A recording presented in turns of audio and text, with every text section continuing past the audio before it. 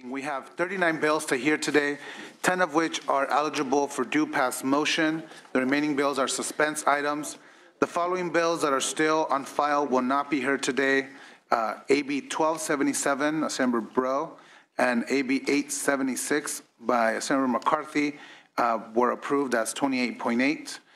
AB 558, Assemblyman Lowe, and ABs 670 and 1045 by Ms. Irwin have been rescheduled for our next hearing. I'd like to remind the audience and members that testimony should be limited to the fiscal aspects of the bill. Please refrain from lengthy policy discussions in your comments. Sergeants, would you please call the absent committee members and the following authors who are presenting bills so we can get started. We will work hard to finish before our floor session at noon.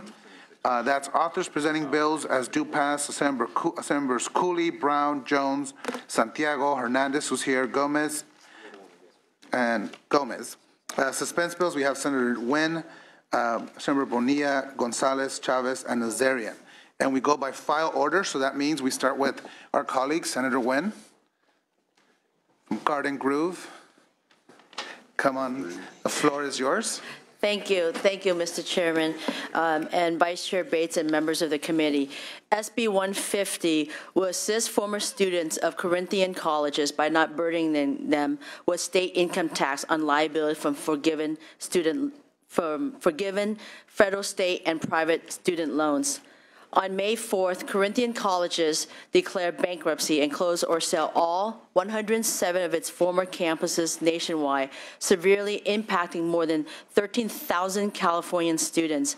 Unfortunately, former Corinthian college students have been denied the opportunity to graduate because the school doesn't exist anymore, but they still remain liable for the loan debt. Should they choose to have these loans discharged through federal, state, or private programs, our state law will treat the discharged debt as income tax liability. I understand that this bill meets the criteria for referral to the suspense file. However, California students impacted by this bankruptcy should not be further penalized by state law, and I hope this committee will consider and/or reconsider the financial impact this will have on the backs of the students who currently doesn't have a degree or a job. The students that are most affected by Corinthian closures tend to be the low-income Californians and also veterans. It's not physically responsible for the state to burden these students with income tax that they can't afford or at no fault of their own. Let's not keep these students between ongoing student loan debt with no education and a wall of state income tax liability, neither of which they will be able to afford. We should help them restart their life with state assistance, not tax them. I respectfully ask for your aye vote and for your consideration, and I am open to any question you may have. Thank you, Mr. Chairman. Thank you, Senator Nguyen. Before we continue, let's establish our quorum. Secretary, please call the roll. Laura? Here. Laura here. Bates? Here. Bates here. Bell? Here. Bell here. Hill? Here. Hill here. Leyva? Here. Leyva here. Mendoza? Nielsen? Thank you. We have a quorum. Thank you, Senator Nguyen. Witnesses in support. Witnesses? I didn't bring it. I don't. It's okay. Witnesses in opposition. Finance. Jacqueline Wong Hernandez, Department of Finance. We're opposed to this bill due to its negative impact on state revenues. The Franchise Tax Board estimates total revenue losses to the general fund of $34 million for 15-16, $100,000 in 16-17, and $100,000 in 17-18. The revenue losses for 15-16 are significantly higher than in subsequent years due to the closure of a large number of Corinthian colleges and their campuses in 2015. Thank you. Comments or questions from committee? Senator Nguyen, I just want to thank you for bringing this forward. I think it's imperative that we provide some financial assistance for those students. And we have to have a broader discussion about the role of these for-profit colleges that tend to be in low-income communities and tend to target students of color and veterans. And we have to do a much better job of working with the feds to ensure that our students do not get bamboozled like they did with Corinthian colleges. I mean, you know, it reminds me of my dad saying there's no shortcuts. You have to, you know, do the work. And if you want to get a degree, but that doesn't mean we don't work to provide some sort of remedy for these students that were, had good intentions to graduate and find a job. And so I want to work with you as this bill is in suspense, and I appreciate you working on this important issue. Great, thank you. Senator Bell. Yes, I support the bill, and I want to echo your comments. It's been very difficult over the years to develop regulations for the private higher education institutions. There were several attempts, and it never really gelled in terms of proper oversight, accountability. I would call it consumer protection in general, those kinds of issues. And I think we need to really focus on that so we never see this kind of thing happen again. This is just horrible. I had several hundred people in my community that lost tens of thousands of dollars and delayed their education worse yet, and their family was depending on their education being achieved, and they weren't able to complete it due to this catastrophe that happened. So I support the bill, but I also support the chair in terms of looking at private institutions, the concept of a omnibus regulation bill that deals with that. Thank you, Senator Bell. Senator Hill. Thank you, Mr. Chair, and thank you for your willingness to work with the author on this issue, because it is vitally important. But as we talk, we've allowed them to move forward, but we've also incentivized them and really enabled some of those for-profit colleges by the scholarships that we provide and with really very little, if any, oversight. And so I think we need to look at the big picture, and thank you for that. Thank you, Senator, for doing that. Thank you. Senator Bates. Yes, I do support the bill. I'm a co-author. But I think what came out in our oversight hearings on the issue is that the business model was sorely lacking from, if not from the beginning, somewhere along the way. And that's where the oversight really needs to be, like we do charter schools, ensuring that they have a very sound business plan before they're licensed. And somehow that got missing over the course of time. So I just want to enter that on the record. So when we do that, Chairman, we'll take a closer look at the business model that we put into regulation. Absolutely. Thank you. Senator Nguyen, would you like to close? Yeah, I thank you, Mr. Chairman, and members of the committee for your comments. I completely agree with you. There needs to be oversight, not only in the business plan, but also when they're advertising. Really, that's what comes down to what happened with Corinthian is over-promising their degree. And unfortunately for these students, not only do they have a debt, but they have no degree and years of loss of being in college, of having to work several jobs a night, and having to have a family as well. And so this is time lost, degrees gone, money gone, and I know that the number sounds large from the financial side, but these numbers don't exist if these students don't take these loan debt relief. But we're putting them in a situation that's very difficult. We got to help them start over, and that is, I mean, no amount of money can give to help them in terms of the loss of the years that they've put in already.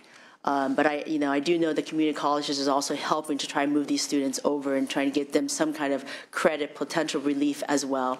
And so again, thank you, Mr. Chairman, for your consideration of looking at a broader approach of private colleges, and not only that, but also to potentially help these students. Thank you. Thank you, Senator Nguyen. Without objection, we'll move this bill to suspense. Thank you. Next, I see Senator Hernandez. Please come forward. Senator Hernandez, you have 3 items. You have AB 1064, 1508, 1509. My understanding is you're waiving presentation on AB 1508? That's correct. Okay, so let's start with AB 1064. Thank you, Mr. Chair and members. Today I present Assembly Bill 1064, a bill that removes the sunset date in existing law, which will maximize opportunities for school districts to apply for available state and federal funds. I appreciate and I'm willing to accept technical amendment to correct the code section reference in the bill. Currently, the California Department of Education establishes an indirect cost rates to cover program and administrative expenses. Despite this established rate, rules associated with many grants and allocations limit the ability of school districts to cover actual operating costs. As a result, school districts may not be able to apply for alternative sources of funding for various after-school, school safety, mental health services, instructional support, and professional development programs, which are all critical resources for our students. This bill would promote schools' participation in state and federal grant opportunities by allowing schools to use established indirect cost rates. This bill is sponsored by the Los Angeles County Office of Education, and it has no opposition. Here to testify in support of the bill is Ms. Pamela Gibbs, Director of Government Relations for the Los Angeles County Office of Education. I respectfully ask for an aye vote. Witnesses in support. Good morning, Mr. Chair and Senators. Pamela Gibbs, representing the Los Angeles County Office of Education. We offer grant services to many of our pupils, not only in our facilities and school sites, but also throughout the county. We have 80 school districts, and we offer services to them in grant funding opportunities, and that's through the Grants Development Office. This bill would be very helpful to the students that we serve in making sure that any grants that their LEA applies for, that the money is able to go out by providing them with the administrative costs to service those grants. The bill does not cost any thing for the state, and so for that reason, with minimum no fiscal impact, we urge your aye vote. Thank you. Thank you. Additional witnesses in support.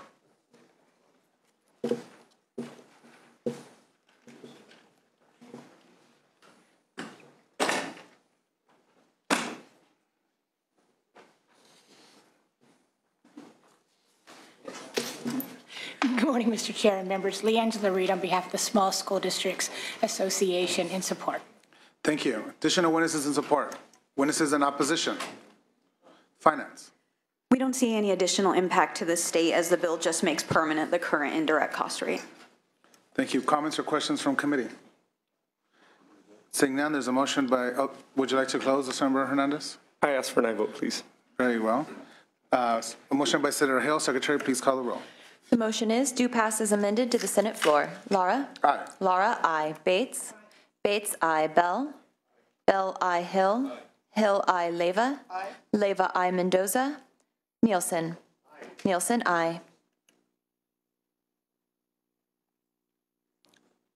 Thank you. Remember, we're going to keep that on call to allow our absent members to add on. Great, thank you. Thank you. Your second item is AB 1509. That's correct. Mr. Chair, Assembly Bill 1509 will strengthen California's critical employment retaliation provisions. Recent cases and examples highlight several major gaps in existing California statutes that prohibit retaliation against employees for engaging in protected activity. AB 1509 will close those gaps in order to protect California workers. Recent amendments reflect language which has been agreed to between the California Labor Federation and the California Chamber of Commerce. I ask for an aye vote. Thank you. Witnesses in support. Mr. Chair, members, Cesar Diaz on behalf of the State Building and Construction Trades Council. This bill has a minimum impact to the general fund, but it goes a long way to protect workers, especially in a general contractor, subcontractor setting, which is how the construction industry actually works. So this protects workers, and we respectfully ask for an aye vote.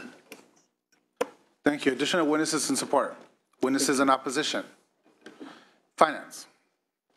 The Department of Industrial Relations estimates $120,000 from the Labor Enforcement and Compliance Fund for field enforcement staff to enforce the provisions of the bill. We would note that any request for resources is always subject to being evaluated in detail during the budget process this fall. Thank you. Comments or questions from committee? Senator Nielsen has a question. Assemblyman Hernandez, good afternoon or morning, rather. There's kind of a fiscal implication to this, I believe. You know, it would get to the enforcement point, and finance couldn't really, put a dollar value on it. But an issue for me, and this probably gets into litigation, that this looks like it gives to a family member who works for some kind of company immunity. Immunity. In other words, if one family member did something that's being litigated in some way or prosecuted, and another family member independently does something, maybe not even connected to the behavior of the family member who's in question, you're precluded from taking any action against that individual. So I think that has some fiscal implications, at least for business. How would you respond to that, Assemblyman? What we have found is with the passage of good labor protection laws here in recent years, that large corporations, particularly in in towns where the major business is the business of the town, and the town works at that major plant. Many a times when there is retaliation for workers who are standing up for their rights, when they're reporting unsafe conditions, they are often told, if you continue, worker, complaining, your family will be impacted. And many times, multiple family members who work in the company, workers who, and family members who have never had any problems at the companies. So that's an indirect form of retaliating against the family. Of course, there is no presumption. It still would have to be proven that retaliation is taking place, but that is a form of retaliation that I know that I've witnessed occurring up and down our state. It's unfortunate, but it does happen. Well, it seems to me this bill could be crafted in a manner that allowed a certain standard of immunity for that family member. There had to be a particular reason, for example, that they did a separate and independent kind of violation or crime or whatever. Anyway, you've answered my question, and I understand how you see it. I see it a little different, but thank you. Thank you, Senator Nielsen. There's a motion by Senator Leyva. Senator Hernandez, would you like to close? Yeah, in my close, just quickly addressing Senator Nielsen's concern. Ultimately, at the end of the day, the employee, it's not presumed. The employer can prove in the due process opportunities that there was a problem, an error, something out of protocol for the family member that is being removed or being fired or being disciplined in some form. So there's still that process there. There's no rebuttable presumption for the family member. So with that, I do ask for an aye vote. Thank you. Secretary, please call the roll. The motion is due pass to the Senate floor. Laura? Aye. Laura, aye. Bates? Bates, no. Bell? Bell, aye. Hill? Hill, aye. Leyva? Leyva, aye. Mendoza? Nielsen? Nielsen, no. Senator Hernandez, we're going to keep that item open to allow our absent member to add on. Thank you very much. Thank you. Next, in file order, we have Senator Chavez. Mr. Chavez, you have AB 413. It's a candidate for suspense. The floor is yours. Yes, sir. AB 413 actually recognized the importance of a spouse and child to a military family. Currently, the DVBE law says, that's a disabled veteran's business, that they can continue to operate the business for 3 years for the sole purpose of fulfilling the terms of any contract entered into prior to the disabled veteran's death or permanent disability. However, the current law says the inheriting spouse child may not enter any new contracts during a 3-year period. This bill corrects that. This bill allows the business to continue from the veteran by the spouse and child and able to compete for contract for an additional 3 years. I ask for your aye vote, and I have here the alliance to discuss any details. Thank you. Witnesses in support. Yes, good morning, members of the committee. Mr. Chairman, my name is Marty Keller. I'm the Deputy Executive Director of the Disabled Veteran Business Alliance. We're the sponsor of the bill. This will correct a problem when a veteran dies unexpectedly and his or her family is left with a business that cannot be continued because of a sole reliance on disabled veteran business contracting. This will allow the spouse, the widow or widower, or the inheriting children up to 3 years to transition the business away from a disabled veteran status and back into regular commercial or small business status. So it gives them time to sell the business or transition the business into a completely different business line and not having to do that as a fire sale because they can't keep the business alive. We ask for your support on the bill. Thank you. Additional witnesses in support. Witnesses in opposition. Finance. The fiscal impact on the contract amounts as a result of this measure is difficult to quantify. This happens very rarely, but it would depend on sort of the scope of those contracts. DGS anticipates the bill may result in a small increase in the number of firms capable of claiming DVB status for the purposes of new contract awards within that 3 years. The cost of regulations and administration would be absorbable by DGS, and we would note that in the last 5 years, DGS has issued only 4 provisional certifications to DVBs following the death of the qualifying disabled veteran. So essentially, we're talking about a very small number that would be allowed to continue to take contracts for the next 3 years. Thank you. Comments or questions from committee? Seeing, hearing none. Seeing and hearing none, Senator Chavez, would you like to close? I'll just close that, ask for your support. Thank you. Without objection, we will move this item to the suspense file. Thank you. Thank you, Senator Chavez. Thank you very much, sir. Next, we have Senator Cooley, who has waived on his items, but he's presenting AB 751 for Senator Cooper. Is that correct? That is correct. Cooley, Cooper, yeah. Yeah. Okay. The floor is yours. Very good. Colleagues, good morning. It's a pleasure to be here on behalf of Farmer Jim Cooper. His AB 751 relates to the Vertebrate Pest Control Research Program. So this is rats, gophers, coyotes, all manner of vertebrate pests that affect the agricultural sector here in the state of California. There is a program that as pesticides, rodenticides that deal with these pests are sold, it generates revenues which support a food and ag program to look for safer control methods. The current program is subject to a sunset. It was last extended for 10 years. As Mr. Cooper's bill will now renew that extension for 10 years. It has had no opposition. All aye votes. Our request an aye vote as you consider this measure for Mr. Cooper. Thank you. Witnesses in support?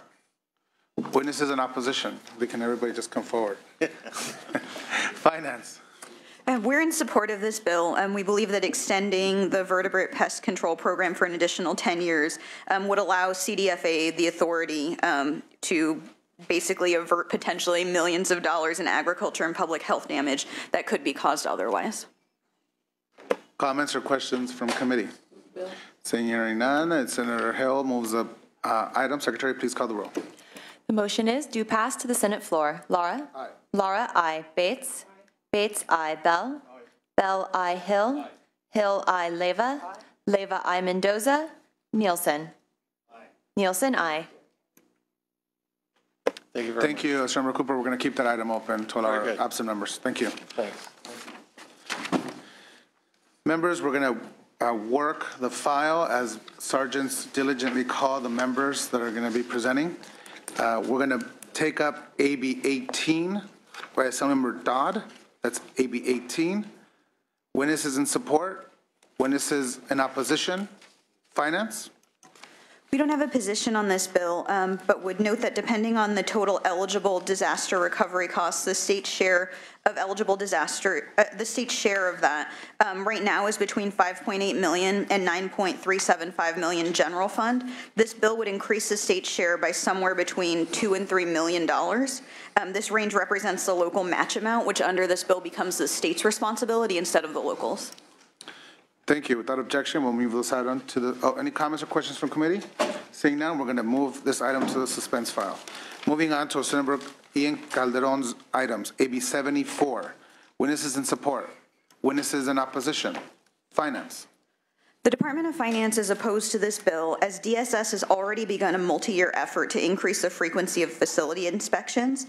Compared to this effort, this bill requires DSS to accelerate the existing implementation timeline, increase the rate of random unannounced visits, and further increase the inspection frequency for certain facility types.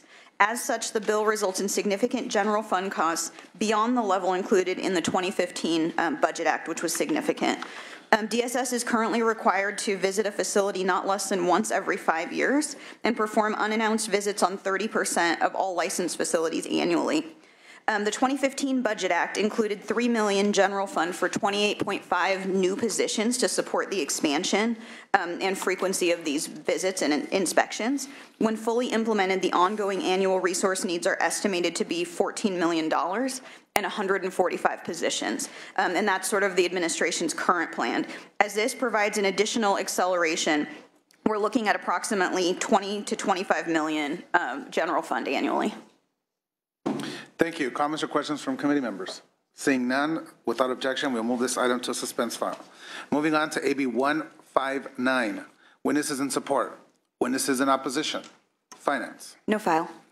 No file. Comments or questions from committee? Seeing none, without objection, we move this item to the suspense file. Next, we're moving to Senator Chow, AB 90. Witnesses in support.